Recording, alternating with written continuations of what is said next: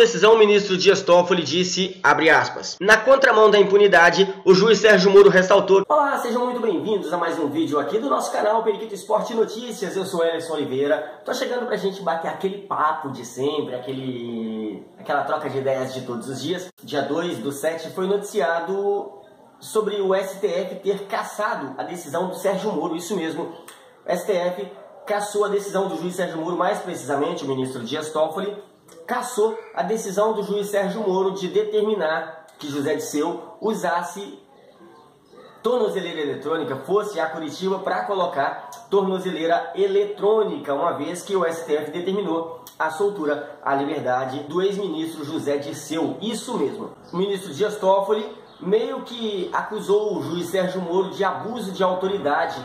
Por quê? Primeiro, ele alegou que o juiz Sérgio Moro não tinha jurisdição sobre o caso, uma vez que o juiz Sérgio Moro sequer foi informado da decisão do STF. A obrigatoriedade de ser informado da decisão do STF de pôr em liberdade o ex-ministro José Dirceu, ele também não teria autoridade para determinar que o ex-ministro José Dirceu passasse a utilizar a tornozeleira eletrônica, uma vez que o próprio STF, na decisão de libertar José Dirceu, não impôs a ele o uso de tornozeleira eletrônica. Não cabia ao juiz Sérgio Moro nenhuma decisão ou nenhuma argumentação ou nenhum questionamento sobre a atitude do STF de pôr em liberdade o ministro José Dirceu. Uma vez que o juiz Sérgio Moro, de acordo com o entendimento do STF, uma vez que o juiz Sérgio Moro não tinha... Em sua decisão, o ministro Dias Toffoli disse, abre aspas, o juízo da 13ª Vara Federal de Curitiba, Paraná, no caso, o juiz Sérgio Moro, em decisão com extravasamento de suas competências, no caso, abuso de autoridade, restabeleceu medidas cautelares diversas da prisão, outrora determinadas em desfavor do paciente ministro José Dirceu, à míngua de qualquer autorização do Supremo Tribunal Federal, que, em decisão colegiada da segunda turma, deferiu medida cautelar em habeas corpus de ofício para assegurar a liberdade plena, total, ao ora reclamante até a conclusão de julgamento de ação, escreveu o ministro Dias Toffoli em seu despacho. O ministro Dias Toffoli ainda disse que questões atinentes à execução provisória da pena ou medidas cautelares diversas da prisão, que não foram impostas pelo STF, deveriam ter sido apreciadas pela Vara de Execução Penal do Distrito Federal, que tem a jurisdição sobre o processo em execução de Dirceu, e não pelo juízo de Curitiba, não pelo juiz Sérgio Moro. Ele disse ainda, com isso ele salientou que quem tem jurisdição sobre o processo do ex-ministro José Dirceu é a Vara de Brasília, não de Curitiba. O argumento da segunda turma para conceder habeas corpus de ofício foi a plenitude jurídica de seu recurso no STJ, Superior Tribunal de Justiça, no tocante à dosimetria, tamanho da pena.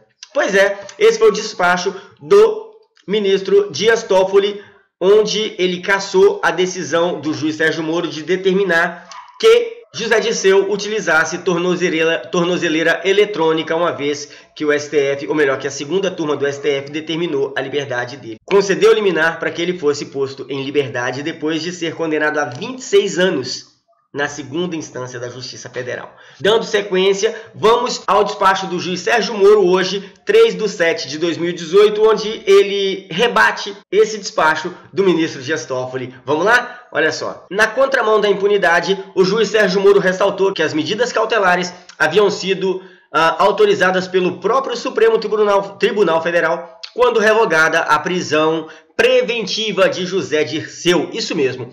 Ele disse, abre aspas, não se imaginava que a própria maioria da segunda turma do STF, que havia entendido antes apropriada apropriadas as medidas cautelares, teria passado a entender que elas, após a confirmação na apelação da condenação a cerca de 26 anos de reclusão, teriam se tornado desnecessárias. Entretanto, este juízo estava aparentemente equivocado.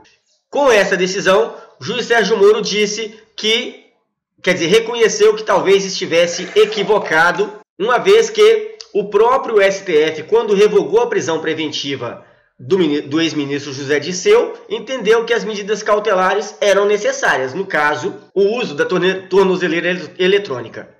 Agora, o próprio STF, a própria segunda turma, decidiu por maioria que não é mais necessário. Antes de José Dirceu ter sido condenado a 26 anos de prisão, o uso de tornozeleira eletrônica e outras medidas cautelares era necessário. Agora, depois de José Dirceu ter sido condenado a 26 anos de prisão por um colegiado, no caso o TRF4, entende-se que não é mais necessário o uso de tornozeleira eletrônica. Legal, né? Isso se chama Brasil. Isso se chama Brasil. As nossas condolências, os nossos parabéns ao juiz Sérgio Moro pelo bom trabalho que vem fazendo, apesar de algumas vezes alguém legislar contra. Pois é, a questão é, como é que pode o STF pôr em liberdade um homem com as condenações, ou melhor, um criminoso com as condenações que o ex-ministro José Dirceu tem nas costas? Já foi condenado em primeira instância, teve sua pena aumentada na segunda instância, perdeu todos os recursos possíveis na segunda instância e agora STF dá aquela canetada de leve e liberta o ex-ministro José Dirceu. Da mesma forma, estão tentando fazer com Luiz Inácio Lula da Silva. Foi divulgado pelo site Valor Econômico uma briga ali nos bastidores para que seja reduzida em 4 anos a pena de Luiz Inácio Lula da Silva. Isso mesmo. Por quê? O que eles querem fazer com isso? Querem anular a condenação de Lula ou extinguir, retirar da condenação de Lula o crime, a condenação por lavagem de dinheiro. Isso, de acordo com especialistas, não existe na lei brasileira uma tipificação de crime de lavagem de dinheiro. Não se sabe especificamente se lavagem de dinheiro e corrupção passiva são o mesmo crime. Então, daí encontraram uma brecha para retirar das costas de Lula a condenação de 3 anos e 9 meses por lavagem de dinheiro. Retirando essa condenação, os 12 anos e 1 mês cairia para 8 anos e 3 meses, parece, 8 anos e 4 meses, que é mais ou menos a pena imposta inicialmente pelo juiz Sérgio Moro, que depois foi aumentada pelo TRF4. Só que o que eles não consideraram ainda é que mesmo que encontrem brechas na lei para retirar da cadeia o Luiz Presidiário Lula da Silva, ele está com outra condenação iminente no caso do sítio Atibaia e que pode ter uma pena muito mais longa que os 12 anos e 1 mês impostos pelo TRF4. Ou seja, vai sair quase que o esquema do Eduardo Cunha. Teve um mandado de prisão revogado, mas tem outros 3 para cumprir.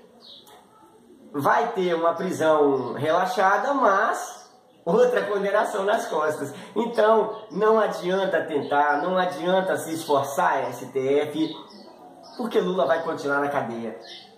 O lugar de Lula é na cadeia ele tá, e na cadeia ele vai ficar até que Deus, ou melhor, até que o diabo o leve para o quinto dos infernos. Tamo junto, esse é o canal Periquito Esporte Notícias, eu sou o Elerson Oliveira, a todo momento aqui, cada vez com a notícia nova, com a notícia fresquinha, especialmente para você. Muito obrigado por seguir a gente, se inscreve aí, dá aquela força pra gente, tamo junto. Sem mais palavras, uma ótima tarde a todos, o Elerson Oliveira, pro canal Periquito Esporte Notícias.